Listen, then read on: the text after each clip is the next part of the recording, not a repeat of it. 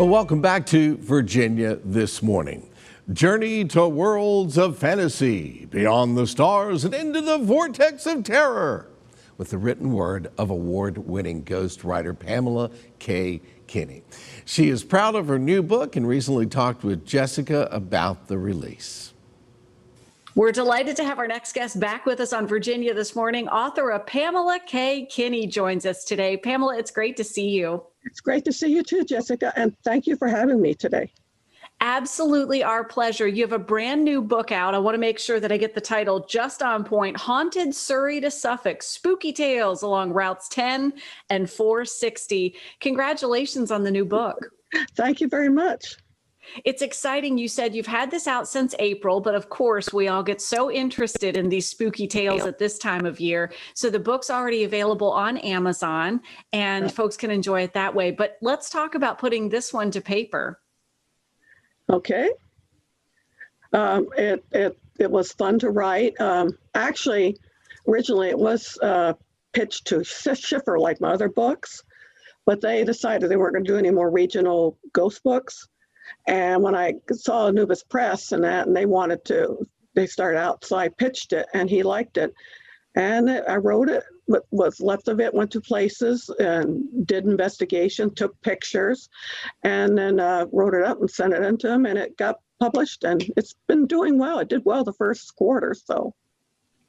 Isn't that amazing, Pamela, that, these regional stories, right? You found that, of course, there's interest in this area and folks want to know, but, you had to make sure that you could get it to the right place to be published. So that's part of the journey. But Let's talk about picking this specific area, Routes 10 and 460. What was it that made you make this journey? Okay, what was it about? Well, I went and did a book signing down in Surrey for a mystery authors thing. And one of the people said, they says, too bad that nobody wrote just a book for their area. I mean, there were spots of them in different books like L.B. Taylor's and of course, My Haunted Virginia and that. And I thought, well, what the heck, that they had, and they did. They had a lot of interesting spots. Bacon's Castle is considered really haunted. They have one particular paranormal group that goes there every year and does stuff, and actually, had led tours there this year. I don't think they're doing it, but I could be wrong. But things like that, and then doing this myself. Dismal Swamp has a horde of legends and myths just connected with it, and some true ghost stories, because like one of the rangers themselves had an experience there that they now think has to do with one of the myths that's been told about a bride and her husband.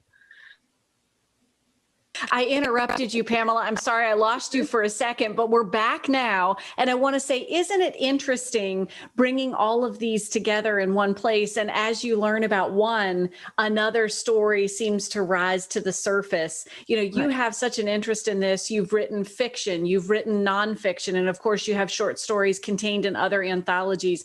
What is it like for you as an author to dig into these nonfiction stories and learn as they come to the surface? Well, to start with, it actually, I learn a lot. I learn a lot of history that's sometimes more personal than you're going to find in the books growing up in any history books. Not everything is told. And I also learn a lot of legends and myths. And as an author who writes horror and fantasy, this kind of gives me ideas, and I have had ideas and gotten stuff published from it. Some of them I've written and stuff. I mean, it just gives you fresh ideas of things to do that would work for a short story or a novel, things like that.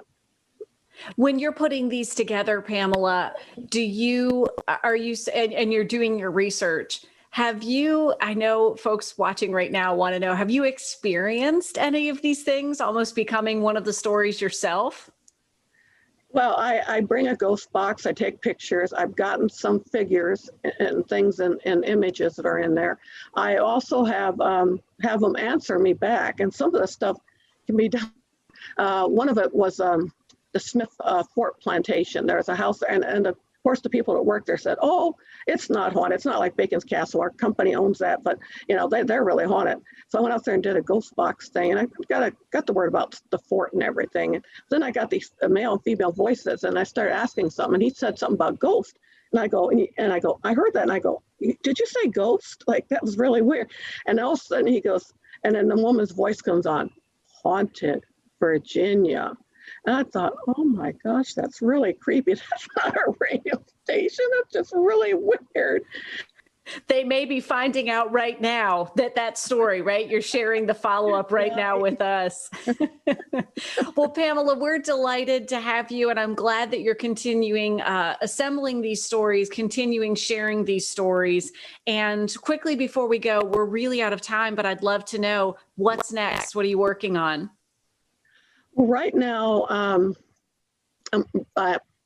working on short stories. I've been submitting them. I actually have a short story and a poem coming out this month, the two different anthologies, plus a story and a poems and an e-zine later this month. But I'm working on a nonfiction for Anubis Press. I pitched it, Werewolves and Other Shapeshifters Stalking America, because I always thought they were interesting stories. So I've been finding stories from all over, from Alaska, the Ottermen to the Dogmen. There's even, found out, you think Dogman, you hear the story, it's Midwest. There's even one in Virginia. There's a society here. So I'm finding all these stories to put in my book. So it's going to be a pretty interesting book. And people are already interested about it when they hear about it. So, well, sharing the stories and coming out and being able to meet Pamela Kinney in person. It's great to see you. Thank you for making time for us. Thank you for having me. Absolutely. And I interrupted you again. I'm sorry. The brand new book, Haunted. I'll let you do it. Go ahead. I'm sorry. We're both so excited to do it. You share the title one last time, Pamela. Haunted, Surrey to Suffolk, Spooky Tales Along Routes 10 and 460. This is a good chance to read these books. It's a good way to investigate Virginia in a different way. And you don't have to live here to really enjoy these type of tales. Absolutely. Well, thank you so much, Pamela. Good to see you again. You too. Have a good day. Thank you. You too. All right, Pamela K. Kinney has a few book signings coming up, including October 24th from noon till 4 p.m. at the Book Warehouse. That's at 5625 Richmond Road, Suite F-130 in Williamsburg, Virginia. Then on October 30th from 6:30 p.m. until 10 p.m., she'll be at Roswell Plantation Visitor Center. That's at 5113 Old Roswell Plantation Road, Gloucester Courthouse, Virginia. Jess, Pamela has been on the show several times, and she's always entertaining. Always look forward to seeing her. And her video she sent us back in March, serenading her cat for Cuddling Kitten Day, is one of our favorites as well. Cuddly Kitten Day, Cuddly Kitten Day to everyone. It's Cuddly Kitten Day, Cuddly Kitten Day, so hug your cat today. It warms every chamber of my heart. Yeah. Because Pamela sent that to us very early on, as you said, in March. And it just, to be entirely honest, what is it, TBH? It was so early on in this journey of the world being upside down, and we had reformatted, everything was different. And to know that our friends were with us, Pamela was with us, she was sending us some great moments that she had at home. And I'm a fan of cats, so Cuddly Kitten Day is still like the anthem that I love. And the cat looked a little spooky, too. Thank you for that, Pamela. All right, we'll be right back, friends. Virginia This Morning returns after this. Cuddly Kitten Day.